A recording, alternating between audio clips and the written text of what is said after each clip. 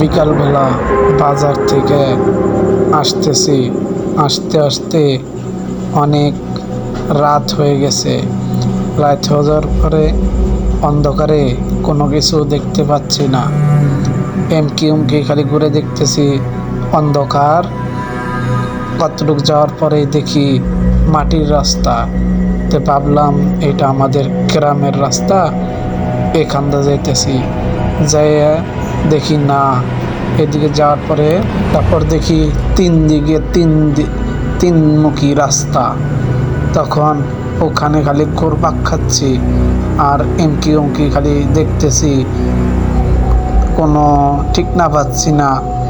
আর খুব ভয় লাগতেছে, খালি ঘুরপাক খাচ্ছি ওই জায়গায় দাঁড়িয়ে আর দেখতেছি কোনো মানুষজন আসে কি না।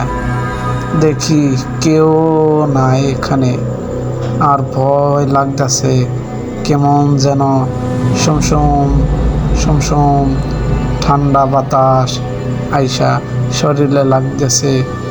আর এদিক ওদিক খালি দেখতেছি, কাউকে দেখতে পাচ্ছি না, খুব ভয় লাগতেছে।